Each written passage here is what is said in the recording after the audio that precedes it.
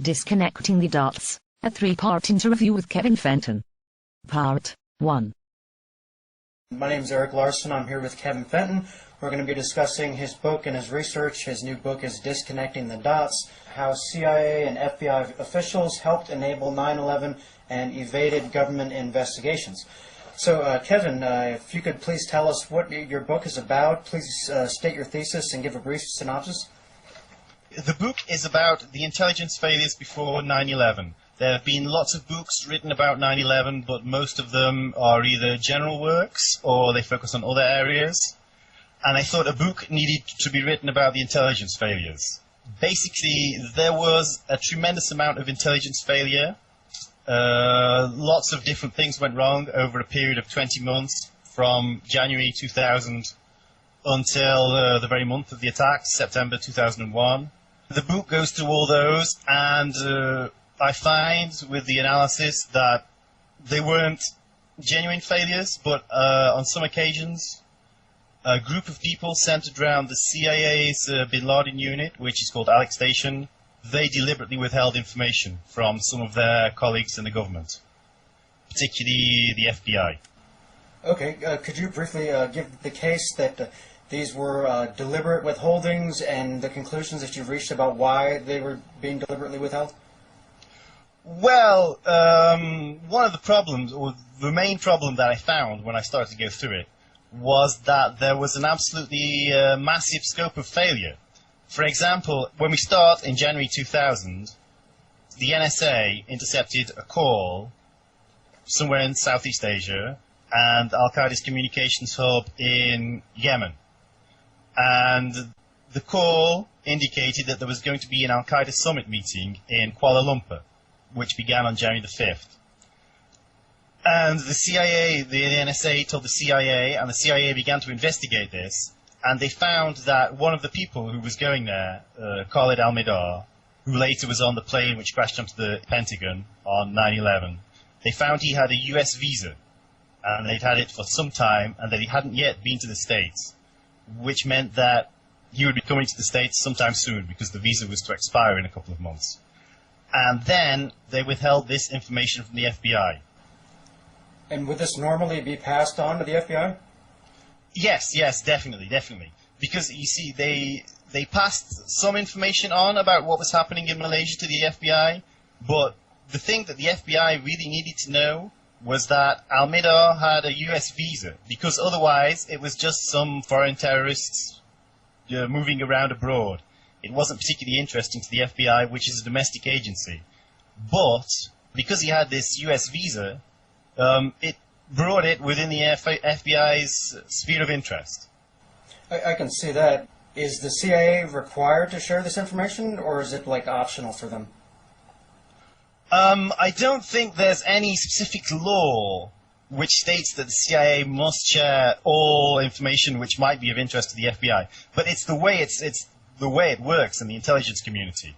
At the time, the FBI got a lot of the other information, and an FBI detailee to Alex Station named Doug Miller, he began to draft a cable telling the FBI what was going on, including that al-Mihdhar has this US visa, which was because being an FBI agent, you realized how important it was to tell the FBI this. And then another a CIA officer who worked with him, we don't know what her name is. Some places call her Michelle, some places call her Michael, which might actually be a real name. She attached a note to the cable that he was drafting to the FBI, which said, please hold off on this for now. And she gave this as an instruction from her boss, who was Tom Wilshire. Tom Wilshire was the deputy chief of Alex Station, one of two deputy chiefs. Okay, and so Doug Miller, FBI detailee to the FBI, obviously the CIA and the FBI are sharing some information, coordinating on some stuff. Are there previous examples of the CIA passing on information about terrorists traveling to the U.S. or giving the FBI information that they want to know that would indicate that this incident is unusual, the withholding? People sort of think as the FBI and CIA as rivals, but generally the cooperation between them worked pretty well.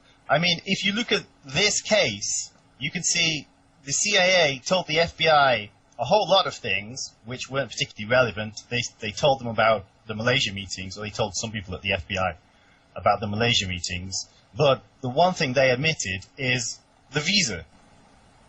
There was a couple of different accounts in your book about how the CIA learned that he had a U.S. visa. Is it known, like, where in particular, like, what station got this information, and was it sent anywhere besides Al Station? By listening to the phone in Yemen, which he lived at the house in Yemen where the phone was. It was Al-Qaeda's global communication center. They discovered that he would be taking a plane from Sana'a to Kuala Lumpur in Malaysia, and that he would be stopping overnight in Dubai, in the United Arab Emirates. And there's two stories about how they got the visa.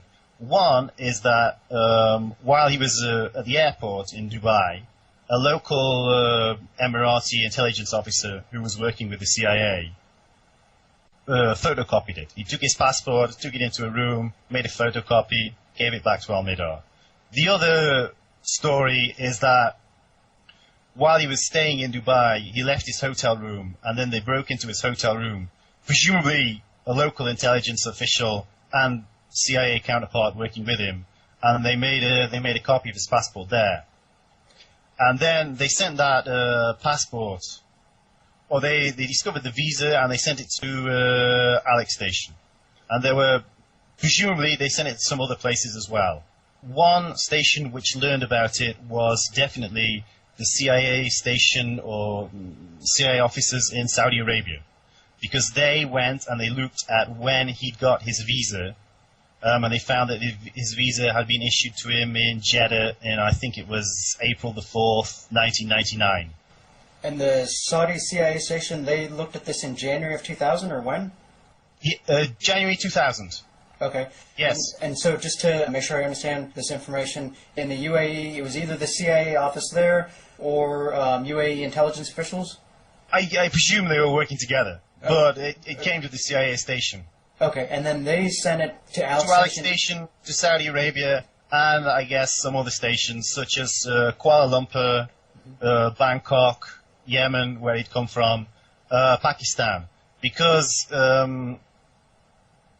while Al-Midar was going from Sana'a to Kuala Lumpur, his partner, Nawaf al-Hazmi, who was also on the plane which crashed into the Pentagon, he was coming to Kuala Lumpur, but from, I think it was Islamabad or Karachi, perhaps. Okay. And so is it standard CIA practice when they come across this information to send it to any CIA station or part of headquarters that would have an interest in this information? Oh, sure. They find something out, they send it to headquarters, and if they're working on an operation in cooperation with other stations, then they send it there as well. But there's no need for them to send this information to, I don't know, Brazil or whatever, so it doesn't go there. And headquarters, is that where Tenet is? Or yes, Langley, Virginia. Yeah. And how many levels are there in headquarters? I'm kind of wondering, is this the kind of thing that George Tenet would have been made aware of? That's my understanding is Tenet did know a lot of these details. However, in this case, I know that the CIA's cable database was audited after 9/11, because every time a CIA officer accesses a cable, the system logs it and records it, and then investigators can go back afterwards and see who accessed which cable when. And I think that if Tenet had accessed this cable, then we would have heard about it from the investigations. Okay. So I presume Tenet, in terms of Tenet being briefed in general about what was happening in Malaysia, I'm sure he was. But whether he was told Al-Midar's visa, I don't know that. Okay, so you're pretty sure Tenet probably was informed at that time in January 2000? Of Malaysia, of what was the general outline, because it was a big deal. You have to remember that this time it was around the Millennium Threat period. Mm-hmm. There was an extreme concern on the part of US intelligence that Al-Qaeda would launch multiple attacks around the world. And, for example, one attack was to be at LA Airport. And the bomber who was coming down from Canada with the explosives, he was caught on the border by an alert customs official sometime in December. There was also a plot to blow up a U.S. warship in Yemen, in Aden Harbor in Yemen, which would have been the USS Sullivan's, but this plot failed. The third aspect of the Millennium Plot, allegedly, the US didn't find out that the plot to blow up the Sullivans had failed until 10, 11 months later. And there was also a plot to attack hotels used by Western guests in Jordan. So the US was extremely concerned, and all the counterterrorism officials had cancelled the holiday, and everybody was working flat out to get this, to make sure nothing happened. I'm going to read a part from the DOJ IG report.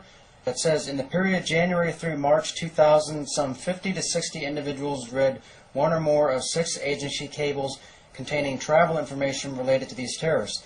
These cables originated in 4 field locations and headquarters. They were read by overseas officers and headquarters personnel, operations officers and analysts, managers and junior employees, and CIA staff personnel, as well as officers on rotation from NSA and FBI. And a comment, I'm sure Tenet could look at any cable or any information that he wanted to, but it seems like in his position, he probably just has people tell him what they find out, and he only goes and looks at the information if he has any question about it. So is it known the highest level person among these 50 to 60 individuals who actually read one of these cables, and would any of these people, if none of them was Tenet, would any of them, or Cofer Black, would any of them been people who regularly briefed Cofer Black and George Tenet?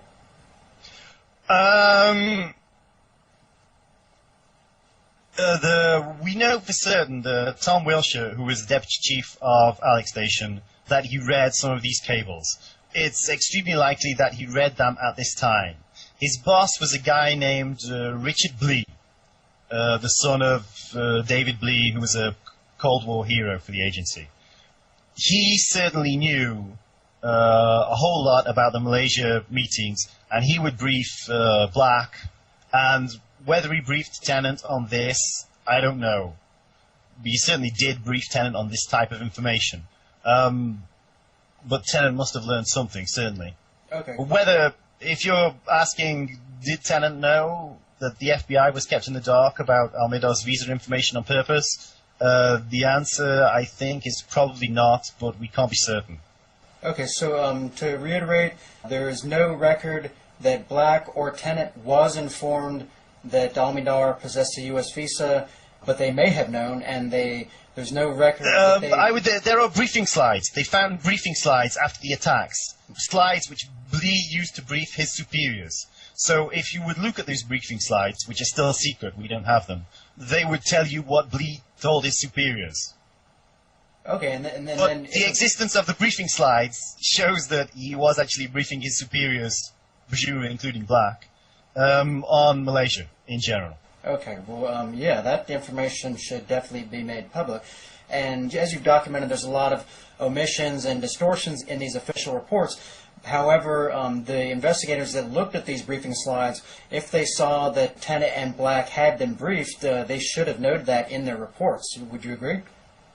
Oh, certainly, yeah. Because obviously one of the key questions you're asking as an investigator is who knew what when? How far did this intelligence go up the chain? Right. Okay, I actually want to back up a bit and get some general information, then we'll continue along this line of questioning. Why did you write this book? Well, I started helping out with a website called History Commons. This must have been about 7 years ago. History Commons does a series of timelines, and I worked on a timeline called the 9/11 timeline, which it documents information about the 9/11 attacks, the run-up to them, the aftermath, especially things which perhaps the public doesn't know so well. And as I was working on this, I began to come across this information. One main source was the Justice Department Inspector General's report, which the redacted, unclassified version of which was published in 2005. And an unredacted classified version was published after the Moussaoui trial. And I read this. You know, the Inspector General said, well, nobody's really to blame, just some systematic failure. But as I read it, there seemed to be something different in it. It's hard to put in words. When I started reading it, I had thought that the various failures committed by the various intelligence agencies in the run-up to the attacks had been done by a vast, disparate group of people, meaning that any sort of concerted withholding of information would have been extremely difficult or impossible. But as I read it, I found that pretty much everything that went wrong, it was connected to Wilshire. Either Wilshire did it himself, or it was done by one of his associates. And also at that time, information became public about the NSA's warrantless wiretapping. And when the Bush administration responded to this, they cited an intelligence failure before 9/11, which was the failure to exploit calls between the Yemen hub, which was Al-Qaeda's global operations center, and the 9/11 hijackers in the US. And that was the justification for the enhanced warrantless wiretapping. So I put those two things together, and I felt that somebody should write a book about this. And nobody else did, so I took it upon myself. And who's your intended audience? Who do you think would be interested to read the book?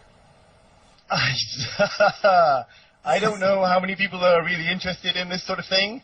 I kind of figured on self-publishing and selling maybe 500 copies. So I was very pleased when a publisher picked it up. But I think anybody who's interested in intelligence might like it. And also, it's kind of a 9/11 truth book, because it doesn't really agree with the official accounts. So the 9/11 truth community might be interested in it. Sure. Your book is based mainly on official records, the official reports, their source records, and some information from credible mainstream media and journalist reporting that facts that for one reason or another don't appear in the report. So what do you think the people that researched and wrote the official reports would think of your book, given that it's largely based on the report? I'm sure they think it's a libellous pile of you-know-what. Okay. They ain't going to like it at all. But I looked at it, and what they did didn't seem right to me. Although, obviously, we don't really have, we talk about the 4 reports, but what we have the 9/11 Commission, which was designed specifically by the executive director, Philip Zelikow, to leave out a whole bunch of unclassified information because he thought that the redaction of the Congressional Inquiry Report took away from that report's weightiness. If you look at the Congressional Inquiry Report, whole chunks of it are missing. The main controversy was the 28 pages about alleged official Saudi support for 2 of the hijackers, who coincidentally were Al-Hazmi and Al-Midar. But there's also a whole lot of stuff there that's missing. Plus, the joint inquiry finished early. It finished in 2002, just 1 year and a bit after the attacks, and they didn't get everything. The CIA Inspector General's report is still secret, basically. After the Congressional Inquiry asked the CIA Inspector General to write the report, he wrote it. The agency's Director General, who I think at that time was Portegas, he said, "No, this is too critical of our employees. You can't write a report that is this critical or wants to actually hold the people who did wrong accountable. So rewrite the report and take the accountability out." So the report was rewritten, and then what was published, due to pressure from the victims' relatives in 2007, 6 years after the attacks, was the executive summary. And then if you look at the DOJ IG report, what's published is an unclassified version. There's classified material which is relevant to the intelligence failures which the public can't see, still. And this is nearly the 10th anniversary of the attacks. One of the things that you note in your book, as I mentioned earlier, is there's a lot of omissions and distortions in these reports, and the work of the investigators, presumably there's stuff there that they discovered that was left out. And as you know, there were certain things that didn't even get investigated. Like they barely went over to the NSA at all and barely looked at any of their records. And obviously the people who were in charge of the investigations, they make the decisions about what is said in the final report and how things are said. But the investigators themselves, would you think that, I mean, given that you've been able to put this together based on incomplete information, they probably, and I've read your book. I find it very persuasive.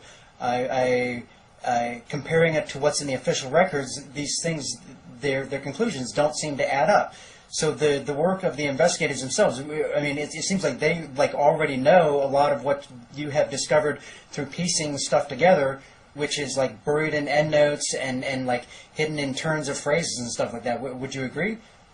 Well, one of the problems with the classified and unclassified version of the Justice Department Inspector General's report is that we don't really know what the investigators thought, because parts of what they thought were taken out. Quite possibly,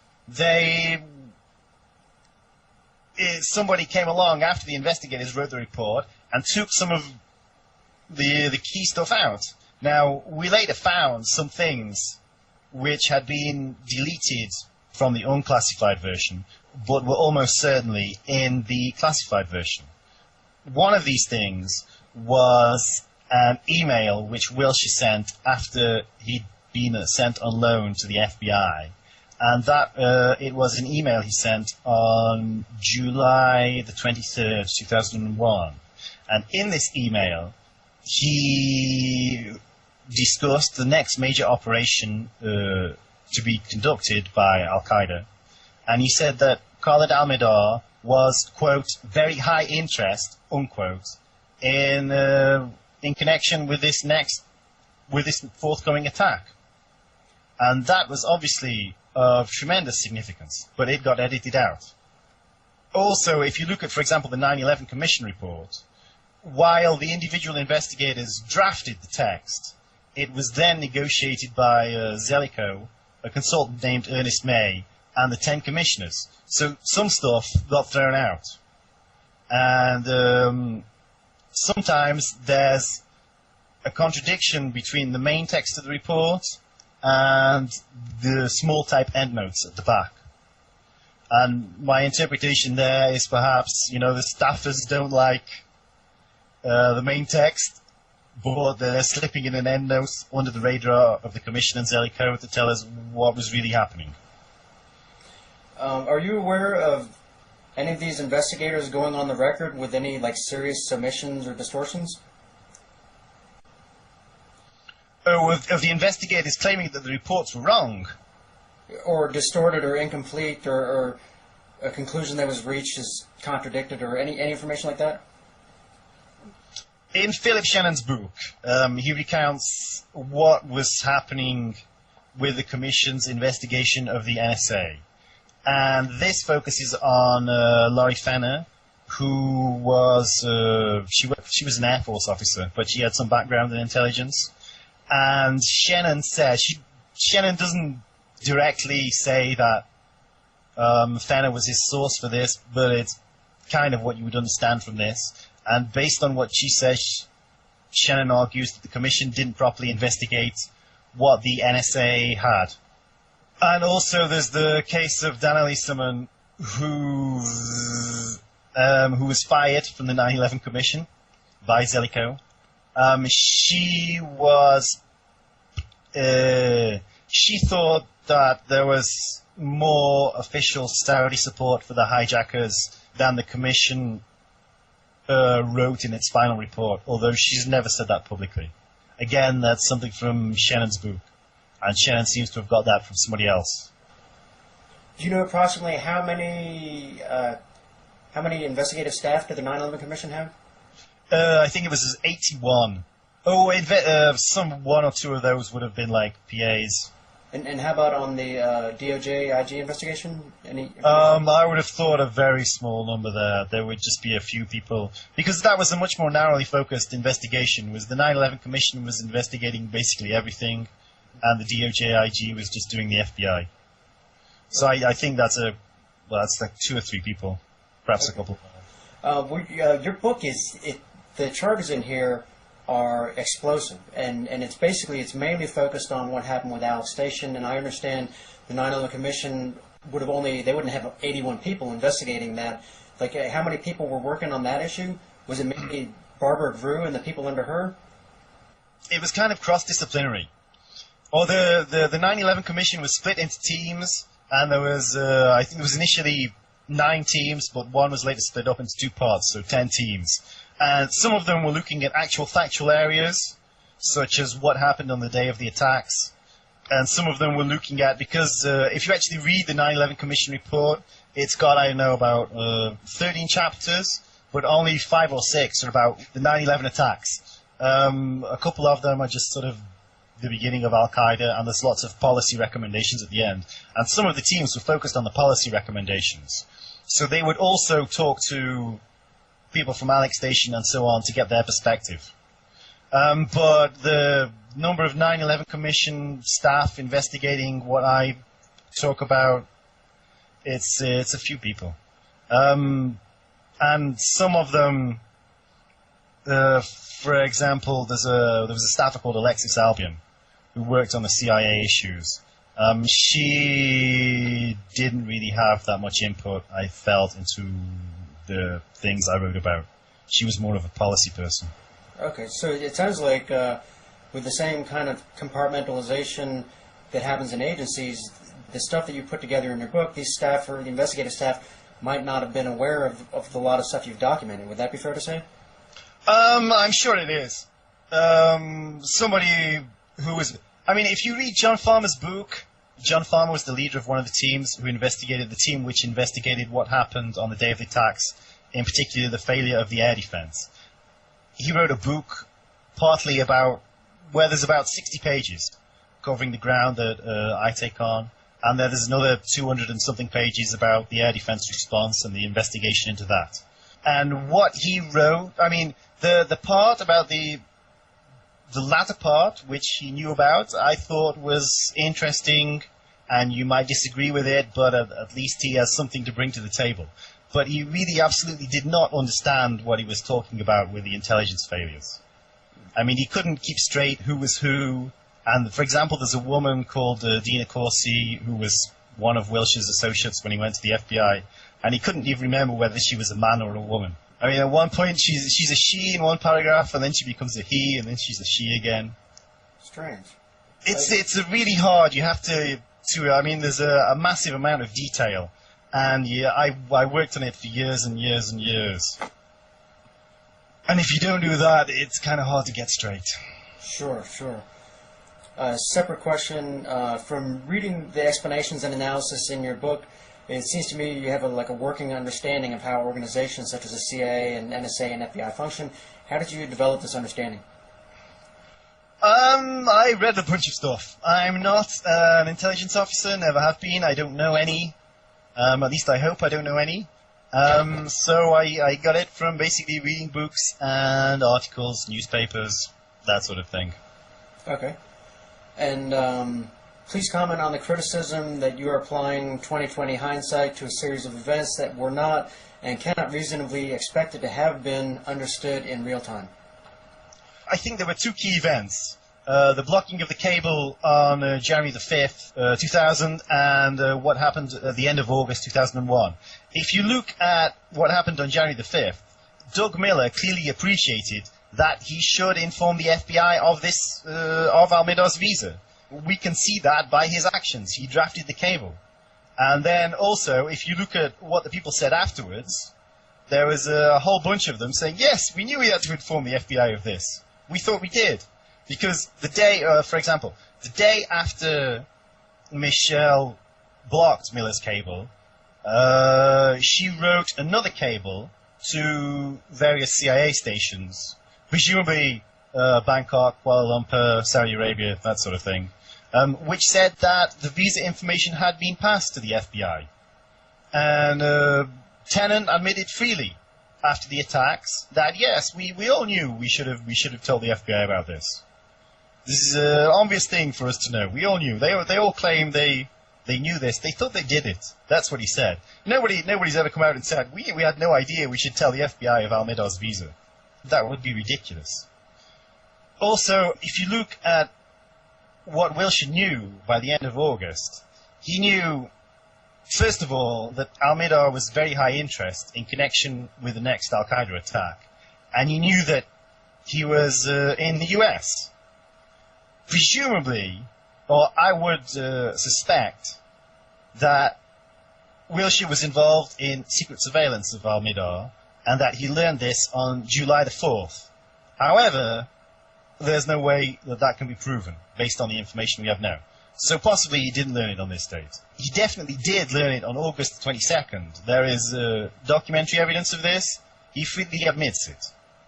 So then, if you put these two pieces of information together, Al-Midar is going to be involved, or is going to have some sort of role in the next attack, and he's in the US, obviously, it's not really hard to work out where the next attack's going to be. Or what you should do to thwart it. You find Al-Midar. But he didn't tell anybody at the FBI this. It's completely obvious that this should have been done. Yeah, it seems that way to me. Going back to January 2000, to recap, Alice Station gets this information that Al-Midar has a U.S. visa. They know it would be of interest to the FBI. An FBI detailee thinks it is. He's blocked from passing it on by Tom Wilshire, who apparently instructed Michelle.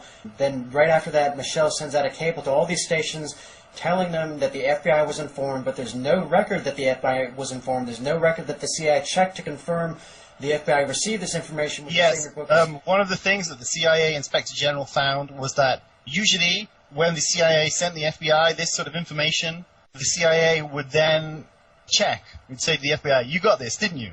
But they didn't. So once all these stations have gotten this cable that the CIA has been informed, one thing you point out is that tells them, well, we don't need to tell the FBI, but wouldn't that also lead them to believe that, well, the FBI knows this, there's no reason why we can't reference this in some future cable regarding some other information. And then the FBI might learn about it at that time and also learn that they hadn't learned of it in January. Yeah, I think that could have happened. I mean, if you look at, in fact, that did happen to a degree, because in February, I think it was February of 2001, an FBI agent named Frank Pellegrino, who was the FBI's, or the FBI agent who was charged with dealing with Khalid Sheikh Mohammed, who is allegedly 9/11 mastermind, is in Guantanamo now. He went to Malaysia, and the CIA chief at the station there, he got some photos out of the Malaysia meetings, and he said, I'm not supposed to show you this, but here's the photos we took of this summit. Do you recognize any of these guys? So he certainly showed somebody from the FBI that information. Gotcha. I mean, obviously the CIA puts some information in cables. Do they also communicate by phone and... Yes, this is one of the things that the CIA said. Well, first of all, they said, it's in a cable. It must be in a cable. We just can't find it now. And then they said, okay, maybe there's no cable, but I'm sure we told them this by phone or in person. And then they looked at two briefings which were conducted by a CIA officer named, he's called, I think, Rob in the 9/11 Commission report. He's called James in the DOJ IAG report. And he was detailed to the FBI. And when one cable came in about Al-Midar having a US visa, what he did was he ran out, he grabbed an FBI agent, and he told him everything about Al-Midar and Malaysia, except that Al-Midar had a US visa, which was the one thing the FBI needed to know. Then another cable came in later that day or early the next morning with more information about Al-Midar, and another CIA officer at the FBI said, "Okay, so what's the deal with Al-Midar? The FBI wants to know. I'll go and tell them." And so James or Rob rushed out, grabbed another FBI official, briefed him on all the information, obviously except that Al-Midar has a US visa, which is the one thing he really needs to know. And then he went back to his computer and sent an email to his fellow CIA officer saying, I just told the FBI everything. There's no need for you to say anything at all. And then he wrote an email detailing everything he had told the FBI, which was everything apart from the fact that Al-Midar had a US visa. So I can see how, with the bureaucratic structure and procedures at the CIA, if they want to keep the FBI from learning something, and they want to make other people at the CIA believe it's been done or not know that anything untoward is going on, they just tell them that it's being done, so the other people will think this happened, and they don't know they haven't been told. There's no one foolproof way to, when this information is in so many cables, which can be read by anybody, there's no one foolproof way to ensure that this information never gets communicated. What you have to do is you have to stay on top of the issue, and if there's a problem, you have to deal with it. And this happened one or two times, that a problem came up, and then they had to, and this is one of the reasons why we know about the withholding, because there were constantly problems and things kept going wrong. And they had to deal with this, and they tied themselves up in knots dealing with all these problems. Is on important information like this, is the CIA, I mean, obviously it's good to have stuff in writing, and I can see that cables, would be used to, make sure information is documented and who read it and so on. But is it known, or would it be safe to assume that certain information, especially like illegal activities, CIA, a person in one station will communicate with a person in another station by phone or in person to make sure there isn't a record? I'm sure this does happen. I mean, they fly around the world and meet each other. I very much got the feeling that this did happen in one instance. After the Cole bombing, the FBI found out that an Al-Qaeda operative named Khaled bin Attash had been involved in the attack on the Cole. And to test this hypothesis, they sent a photo of bin Attash from Yemen to Islamabad. And in Islamabad, the FBI representative in Islamabad, Pakistan, was to go to one of their sources in Al-Qaeda and show him this photo of bin Attash.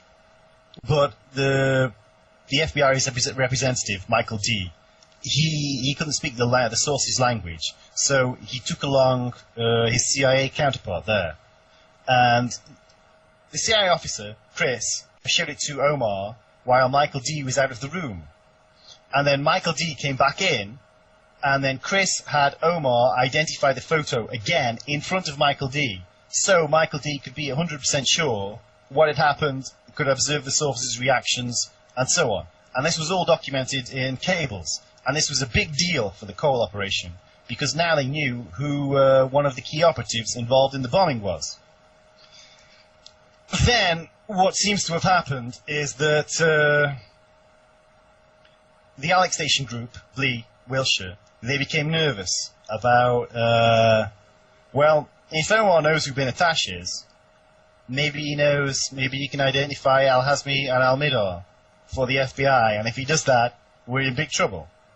So, they devised, the way I look at it is that they devised a ploy to see whether Omar recognized Al-Midar and Al-Hazmi.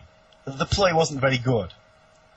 I assume there was some sort of unofficial communication with a CIA officer in Yemen.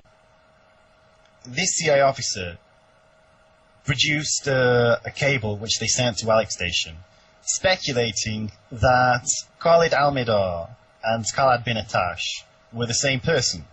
Now, this speculation is completely ridiculous. They had, this time the CIA had photos of Khaled bin Attash, they had photos of Khalid Al-Midar.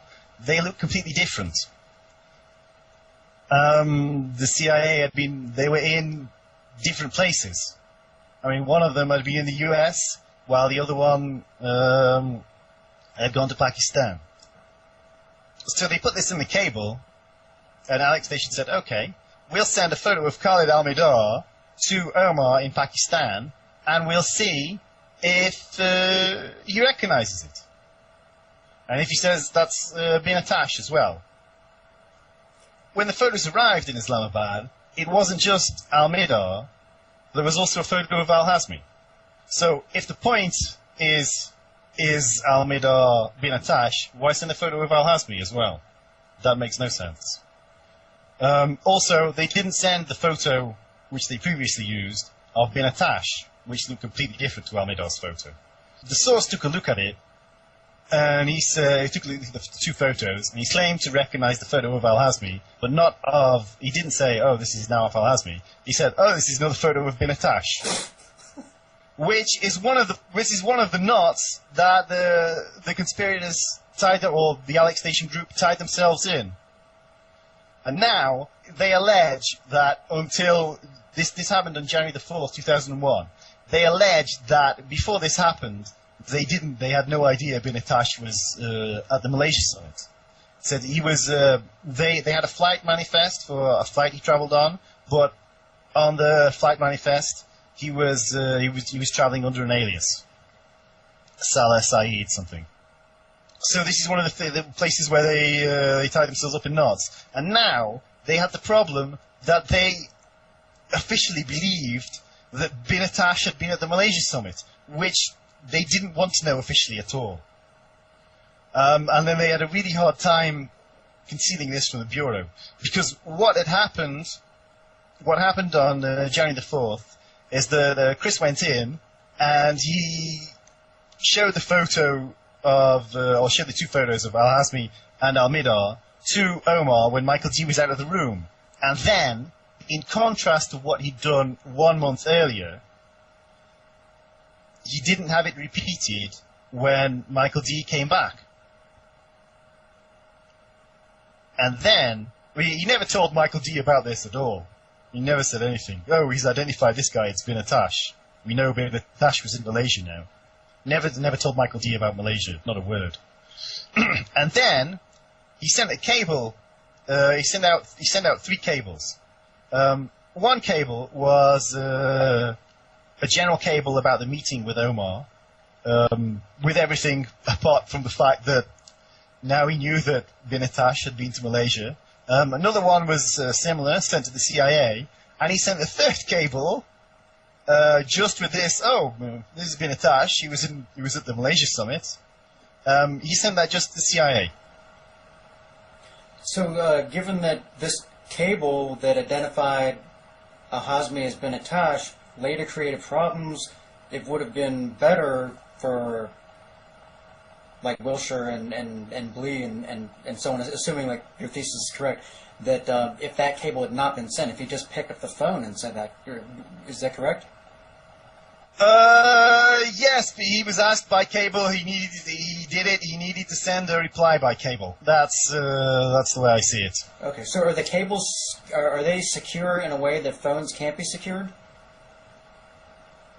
I'm sorry, you mean like from interception by some sort of Russian service? Service. I guess the CIA also has means to stop the Russians listening to their phones. But I guess they're both fairly secure. Okay. So but I mean, the thing is, if you go into a payphone and you call a payphone near somebody else's house, then that's not secure, but there's no official record of it. Okay. So I guess maybe who was it again that showed the footage? Was it what was his Chris? Name? His name was a CIA officer, just called Chris in all the reports. They use aliases. Okay. So Chris either didn't understand why this information was to be kept separate, or he didn't understand that this might later create problems. Is that correct, what you said? I think he understood very well that there could be trouble later. But he was told to do something. But one of the dynamics that I see is that the lower level members of the conspiracy, sometimes they have a tendency to cover their ass. And I think this is what Chris was doing. Because if there's a cable in to Chris saying, you have to do this photo identification, he needs a cable out saying, I've done this photo identification. Otherwise, when investigators come calling, he's gonna be in trouble. He said they told you to do it, but you didn't do it, and now there's 3,000 dead people. It's your fault. Right. And another thing he did was that he said, well, he obviously knew he hadn't told Michael D. So he said, well, now you have this information. You go tell the FBI. And because he put it into in a cable, Alex Station had to convene a meeting with the Bureau, which I think was held on January the 23rd, 2001. And from Chris's point of view, the whole point of this meeting was for the Alex Station to tell the FBI, hey, bin Attash was in Malaysia, but they didn't. The CIA later claimed that, you know, with reference to the fact that the whole point of this meeting was to tell our FBI colleagues bin Attash had been to Malaysia, then they must have known this. But when investigators actually, and Corporal Black said this to the Congressional Inquiry, was one of his arguments. The FBI knew. We told them on January the 23rd. But when the investigators actually looked at the records of the meeting, there was no reference to bin Attash being in Malaysia. And then Ali Soufan is an FBI agent who was heading the Cole bombing inquiry. He later became famous for his opposition to torture. He flew out to Islamabad to talk to Omar, because Omar wasn't just an intelligence source, Omar was a criminal source. They planned to use Omar in a criminal prosecution of the Cole bombers, in particular bin Attash. So they needed Omar to repeat his identification of the first photograph formally, and they would draft some documentation and they could then use it in court. So they sat around a table. Soufan, one of his colleagues from the Cole bombing, I think was a naval criminal investigator, Chris and Omar, and they had this photo done again. Is this bin Attash? Yes, okay, sign this. And Chris is there. And Chris also knows, you know, four weeks earlier he talked to Omar, was bin Attash in Malaysia? Yes. And Chris didn't mention this at all. It seems like, especially considering a lot of the investigative staff had experience at these agencies they're investigating, that they would have been able to know something really went wrong. Incompetence isn't an excuse. That they should have been sniffing down like questions that could have uncovered facts, which would lead to other facts and so on. But is there any evidence that during their interviews they were asking these kind of questions? And how did the commission report deal with like the situation with Chris and these other various problematic episodes that you documented? There's an anecdote that Philip Shannon tells in his book about the Saudi support, or the alleged Saudi support, for Al-Hazmi and Al-Midar. So they investigated this for nearly 2 years, and the investigators decided that probably there was some official Saudi support for these two guys. Don't really know how much. It's very highly likely. We have a load of circumstantial evidence. And after the report was drafted, the team leader, Dieter Snell, came along, and he began to delete these sections from the report. And in Shannon's telling, two of the investigators learn of this, and they reach to the commission's office in the middle of the night, and there's shall we say, a discussion, should this stuff be deleted? Snell's position is that we can't prove this 100%, therefore we must delete it. We can't make any arguments, we can't prove 100%, because this is an official document. He was a prosecutor. Obviously that's a reasonable way to go about prosecuting somebody. You can't go into court and say, well, we guess he did kill him, but we're not entirely sure. And their argument, or the investigators' argument, was that we're never going to get to that standard of proof, and we should leave this information in. The argument was decided by Philip Zellicoe, the executive director, who said, okay, we're going to delete it from the main text, and we'll just leave it in the endnotes. So one possible way of thinking about what is omitted from the reports is to view it from this perspective. The investigators decided that they couldn't prove what I say in the book. Therefore, they decided not to go there. And that's why the reports are written like that. I see that perspective, but to put out a report that reaches certain conclusions which require the omission of other facts and evidence that would radically change that conclusion, I mean, that really is a disservice to the Congress and the public and to history and to justice. Yeah. I think another factor which was at work is there was pressure from some agencies. I mean, if you look at, I mentioned John Farmer's book earlier, and in that book, he says he wanted to write something which he considered completely unimportant. There was a doomsday plane over Washington while the attacks were going on. He says it hadn't played no role whatsoever. And the Pentagon pressured him to leave it out. So, given that John Farmer's admitted that there was pressure, we know it. If you look at what the Commission wrote about the NSA, we know that the Commission knew more about what the NSA did than it actually wrote in the report. And in some cases, information is sourced through intelligence reports.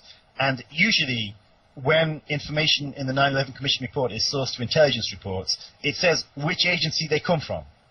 So it's like CIA intelligence report and then the date, or FBI intelligence report and then the date, or something like that. But a lot of the NSA intelligence reports have the NSA initials deleted from it. Mm-hmm. So we don't know where this information came from. A good example of this is there's a section on possible support from the hijackers from Iran. Now, based on Shannon's book, we know that that information came from the NSA, but it doesn't say that in the Commission's report.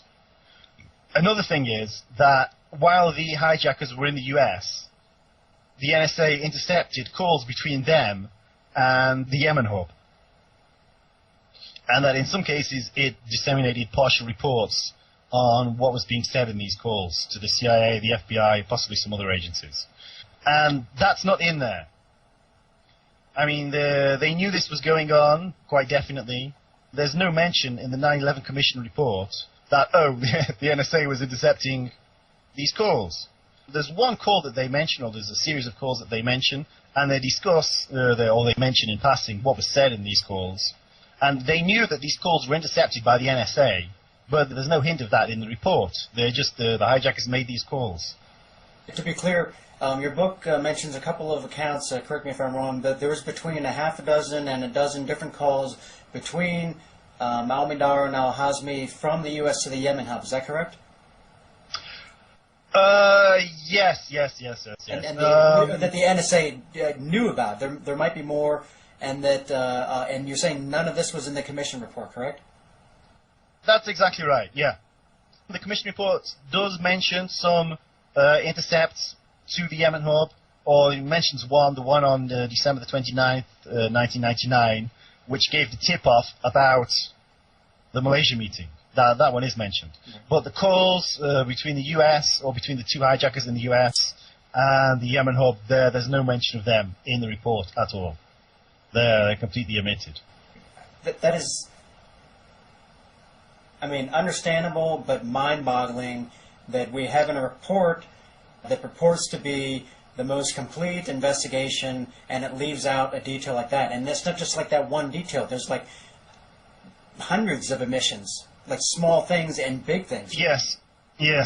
So would you categorize the report as a fraud, or not that extreme? Like, how do you consider this Commission report? There's at the start of the Commission's work, Zellicoe drafted, or a few months into the Commission's work, Zellicoe drafted an outline of what would be in the report. This is before the teams are up to speed with the document reading. So they knew what they were going to write at the start of the investigation, and they wrote it, and that's not the way to do a proper investigation at all. I mean, if you compare what the recommendations are to what the recommendations should be, I mean, they go on with the policy for, like, 100 pages, 150 pages at the back. But I think it's all completely flawed. because they didn't properly analyze what happened during the run-up to the attacks, during the attacks. If you don't understand why it happened, you can't understand how to fix it. Perhaps the most controversial aspect, I mean, this is very, very, very clearly seen in what happened after 9/11, because the most controversial aspect of the changes has been the NSA's warrantless wiretapping program. And this is justified by the calls between the US and the Yemen hub, which the Commission completely omitted from its report. This is the end of part 1.